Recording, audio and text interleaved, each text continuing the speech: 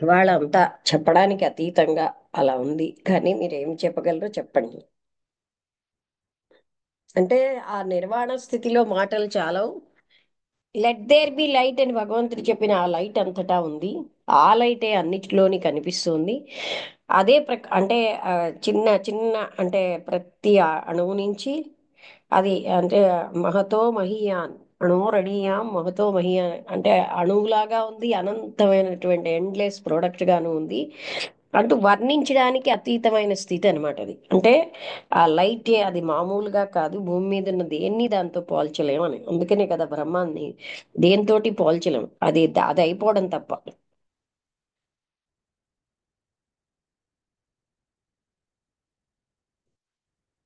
ఏమైనా ఎవరైనా మాట్లాడతారా?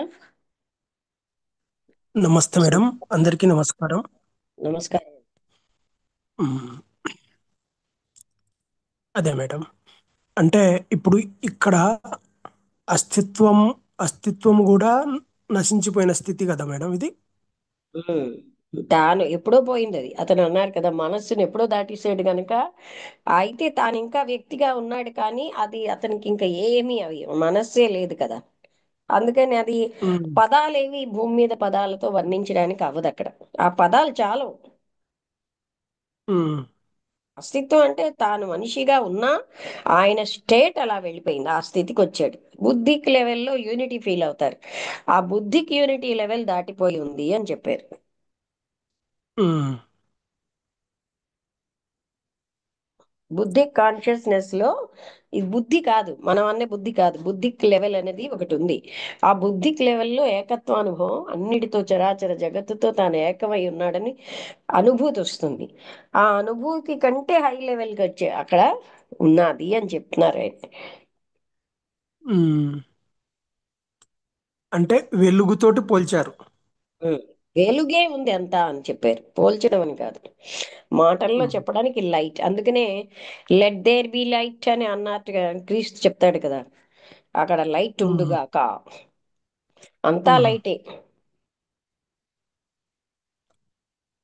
అదే మేడం. అంటే చెప్తారు కదా తేజస్సు సూర్యుని లైట్ తోటి అలాంటి సూర్యులు ఎన్నో సూర్యులతోటి అని ఆ టైపు ఆ, వర్ణన ఉంటది కదా. అంటే అది అది వర్ణించలేని స్థితి కాబట్టి ఎలా వర్ణించాలనేది అంటే వాళ్ళకు ఆ లైట్ అనే ఒక స్థితి ఆ లైట్ లాగా కనిపిస్తుందేమో అది. అంతే కదా మేడం. అదే చెప్పారు కదా, భూమి మీద ఇది అని ఉమ్, మనం చెప్పలేం. అది కానీ అంతా లైటే నిండిపోయినట్టుగా కనిపిస్తోంది. చరాచర జగత్ అంతా కూడా ఆ లైటే తోటే ఉమ్, నిండిపోయినట్టు. ఉమ్. అక్కడ అంటే పదాలు ఉండవండి చెప్పడానికి, ఈ లైట్ కాదది. అందువల్ల అవును. దాన్ని ఆ వాడతారంతే. ఇంకా వర్ణనలోకి వచ్చినప్పుడు మనం చెప్పాలి అని ఆ ఒక వర్డ్లో తీసుకురావాలి అంటే అంతకంటే ఇంకా మార్గం లేదు కాబట్టి అందుకే అలా చెప్తున్నారు తీసుకొచ్చారు కదా, ఏ అన్నట్టు. పదము చాలదని. ఉమ్, హలో లక్ష్మి. లక్ష్మి, చెప్పు. చాలా బాగుంది. అది వింటూ ఉంటే చాలా బాగుంది. డిస్క్రిప్షన్ అంతాను అదే ఎలా వర్ణిస్తున్నారు కదా. అది ఇప్పుడు మనిషి పుట్టిన తర్వాత ఇలాంటి స్థితి ఉంటుంది అని, అంటే అంత గొప్ప స్థితి ఉంటుంది అని అది ఊహ, లేకపోతే అది నిజంగా ఎవరు అనుభవించారో వాళ్ళు మనకి ఇది చెప్తున్నారా? ఎక్కువ కాదమ్మా, మనస్సుకి అతీత స్థాయి. ఇప్పుడు మనస్సు దాటిపోయారు, మనస్సు కదా ఊహిస్తుంది. మనస్సుని అదే, అధిగమించేసిన దానికి వెళ్తే గాని ఏకత్వానుభూతి, బుద్ధికి ప్లేనే దాటిపోయారు. బుద్ధికి ప్లేన్ లో అంటే అలా ఏకత్వానుభూతి ఉంటుంది. అలా వెళ్ళిన వాళ్ళు చెప్పిన మాట ఇది. అది అది అది అడుగుతున్నాను. అది ఇప్పుడు నాలాంటి అది వాళ్ళకి అంటే తెలియదు. ఎంత చెప్పగలరో అలా చెప్పారు తప్ప అది అసలు కాదు. ఇంకా వైభవం. ఆ, అంటే వైభవం ఉంటుంది అని ఊహ కాదు, ఇది చచ్చా. యాక్చువల్ స్థితి. ఆ, మన అంటే మన మైండ్ చాలా లిమిటేషన్స్ లో ఉన్న మైండ్ తో ఊహించగలిగే స్థితి కాదు. అసలైన స్థితిలో, ఆ స్థితిలోకి వెళ్ళిన వాళ్ళు చెప్పిన ఇలాగా, పాయింట్. అంటే ఇప్పుడు ఏదో ఒక చెప్పా కదా ఎవరు ఆరండేళ్ళు అతని పేరేదోని అతను ఎలాగా ఒక అదే చూశారు ఈ రెడ్ నిర్వాణిలో బీటర్ గారు కూడా ఉండేటువంటి వెళ్ళారు. మా అయితే ఎవరినో వాళ్ళు చూశారు కదా. ఏంటంటే మాటలు ఎవరిని చాలా నాకంటే అరుణ్ గారు ఎవరిని బాగా చెప్పారని చెప్పారు కదా. అదే ఎవరిని చూసి ఒక ఇదా ఆ, ఎవరిని చూసి అన్నారు ఈ మాటలన్నీ అంటే ఇలాగా అతన్ని ఆ, ఎవరిని అతని చూసి స్థితి. కాదు, ఈ విషయం ఆ వర్ణించడం నాకంటే అరుణ్ గారు బాగా వర్ణించారు. అరుణ్ కూడా ఇంటర్నేషనల్ ఆ, ప్రెసిడెంట్. అవును అతను ఆ వర్ణనలో అతను ఎవరోనో ఒక గొప్ప తేజస్తో ఉండే ప్రకాశవంతంతో ఆహా, ఉండే ఒక కుటుంబీ గారు, మనిషిని మాస్టర్ చూశారు. కుటుంబీ గారే ఆయనకి కనబడ్డారు ఆ, ఒకసారి. ఆ అదే కుటుంబీ అదే గారి వర్ణన నుంచి మొదలెట్టారు. ఆయనే అంత ఉన్నత స్థాయిలో ఆయనలోంచి ఆ కాన్షియస్నెస్ వెలువడుతోంది, అది మాటలతో చెప్పలేనటువంటి అద్భుతమైనటువంటిది ఆయన అంటూ అది చెప్పారు. కుటుంబీ గారు మహర్షి, మాస్టర్ కుటుంబీ. అదే అదే కుతుమైతే చూసి అదే అతన్ని చూసిన తర్వాత ఇతను ఈ విధంగా అంటే స్పందించి ఇలాగా చెప్పారు.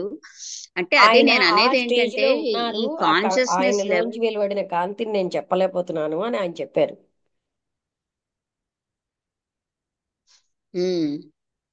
అంటే అదే ఆ అదే అంటే నిర్వాణి ఇప్పుడు మనం స్థితిలో ఉన్న కుటుంబీ గారిని చూసి కూడా ఆయన చెప్పారనమాట.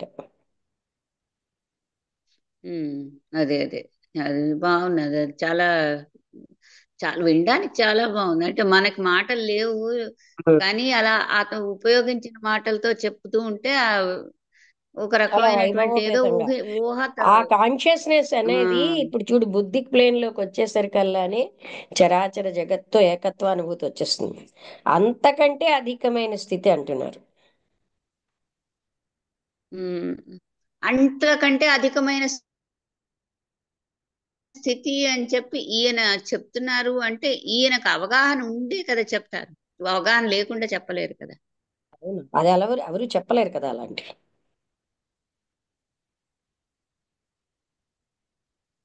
వీళ్ళందరూ అందుకే మామూలుగానే అడిగాను ఉన్నా ఇది ఊహ ఊహ ఊహించి చెప్పింది కాదు. ఉమ్, ఊహలో చెప్తే దాని ఉమ్, విలువ ఇదేంటి, ప్రపంచం మొత్తం మహామహుల దగ్గరికి వెళ్తుంది ఊరుకుంటారా? ఒకళ్ళ ఊహలని ఒక పోయెట్ కూడా చెయ్యలేడని చెప్పారు కదా. అద్భుతమైనది ఎంత వర్ణించినా దాన్ని వర్ణించలేనటువంటి అటువంటిది అని చెప్పారు.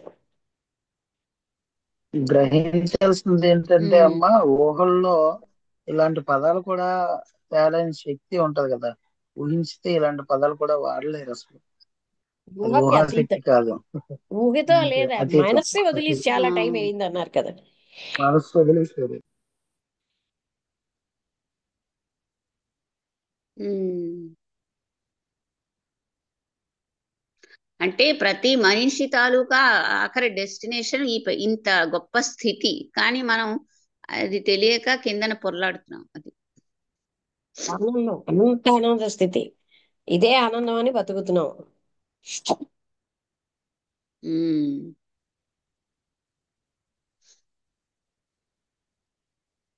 ఇలాంటివి వింటూ ఉంటే కొంచెం అంటే మనం ఉండేటువంటి ఎంత నీచమైన స్థితి అంటే ఎంత తక్కువ స్థితిలో.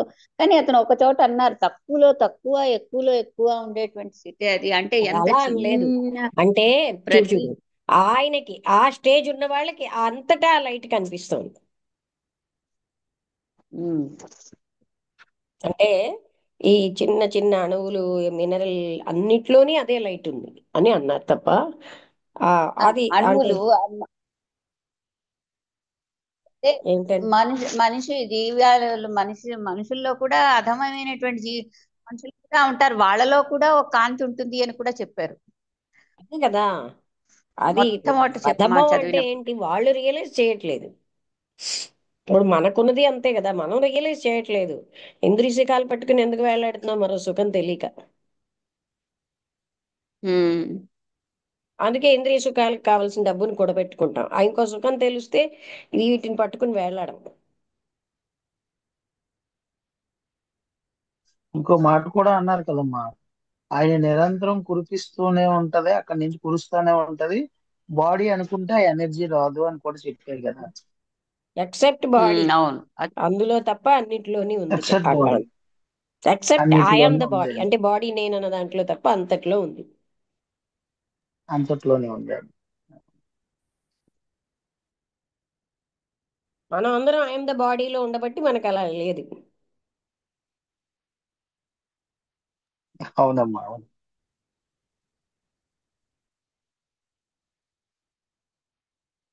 రాజేష్ ఏం మాట్లాడతారా?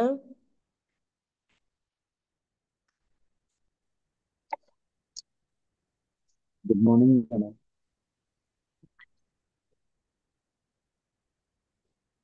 మేడం వినిపిస్తుందండి? వినబడింది, వినబడింది. లేదు మేడం, చెప్పండి. మాట్లాడడానికి ఏమీ లేదు. అంటే వింటున్నాను మేడం. మళ్ళీ ఆ సౌండ్ కూడా వినబడుతుంది.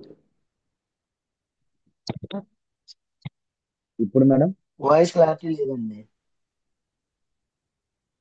మీరు కొంచెం గట్టిగా మాట్లాడండి. ఇప్పుడు నేను ఎలా ఉన్నా నా సౌండ్ వినబడుతోందా లేదా?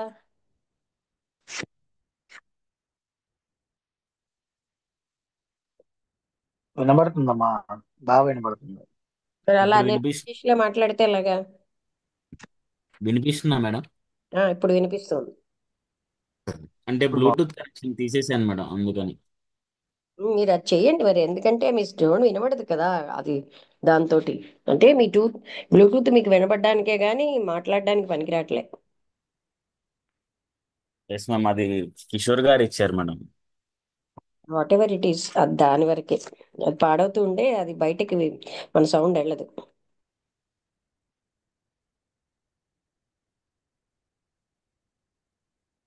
ఉమ్, చెప్తారా ఆయన? లేదు మేడం, చెప్పడానికి ఏం లేదు, నేను వింటూ ఉన్నాను బాగా. ఆ బుద్ధి స్టా ఆ బుద్ధిక్ స్టేట్ అనేది అనిర్వచనీయమైనది, అర్థం అవుతుంది. దానికి చెప్పడానికి కూడా మాటలు ఏమీ లేవు, పదాలే అవన్నీ కూడా. నేను చెప్పినా తెలుసుకున్నా కానీ.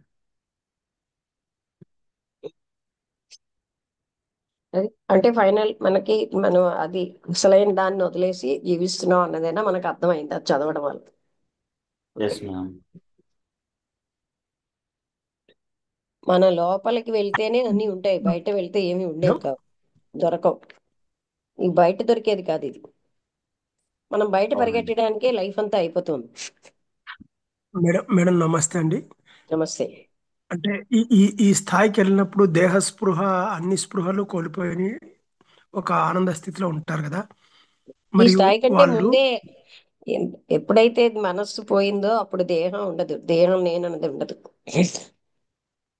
మరి మరి మళ్ళీ రిపీట్, అంటే మళ్ళీ దేహ స్థాయికి వచ్చి కార్యకలాపాలు జరుపుకోవాలంటే ఆ అది ఒక్కసారి. సాధ్యమేనా కాదా? ఉమ్. అంటే సాయి మళ్ళీ కృష్ణ. దేహ స్థాయికి దిగి సాయి కృష్ణ, క్లాస్లో ఉన్నాను, కొంచెంసేపు అయ్యాక మాట్లాడదాం. ఉం? క్లాస్లో ఉన్నాను. ఉం. చెప్పండి. ఉం. ఇది దేహాతీత స్థితికి వెళ్ళిన స్థితి కదా. ఇక్కడ ఆ స్థితిలో ఉన్నప్పుడు, తన్మయత్వంలో ఉన్నప్పుడు దేహభ్రాంతి ఉండదు, అన్ని ఉండదు. ఇది వాళ్ళ ఒక తన్మయత్వం కాదు, తన్మయత్వం తప్పు పదం, అందుకే ఏ పదం అక్కడ పనికిరాదు. అక్కడ మేడం, ఆ పదం ఏంటి అంటే ఇక్కడ ఏదో ట్రై చేశారు చెప్పడానికి, ఏమంటారు, మనకు ఒక ఐడియా ఇవ్వడానికి. ఆ స్టేట్ని మాటలు చాలా అని చెప్తూనే ఉన్నారు కదా ప్రతి దగ్గర. అయితే ఇప్పుడు ఆ స్టేట్ లో నుంచి మళ్ళీ అంటే దేహస్థాయికి దిగి వచ్చి ఆ చెప్తున్నారు కదా. దినచర్యలు చేసుకో. ఉమ్. ఉం, మేడం. దినచర్యలు చూడండి, ఇక్కడ ఏంటంటే బాడీ పనులన్నీ జరుగుతాయండి నేను భావన లేకుండా. నిన్న కూడా అది ఉం, అందులో ఎవరో అడిగారు, ఉద్యోగం నేను ఎలా చేస్తాను ఆ భావన లేకపోతే, అంటే అన్ని ఎక్సలెంట్గా జరుగుతాయని నేనే చెప్పాను.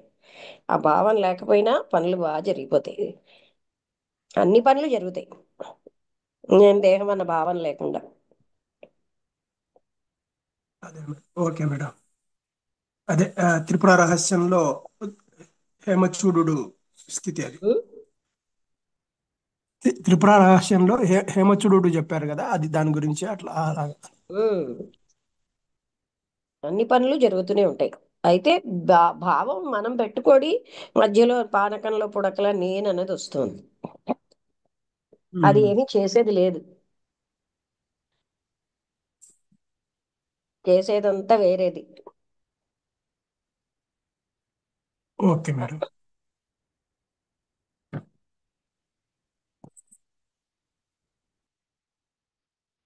ఇంకేమైనా ఎవరైనా మాట్లాడతారా?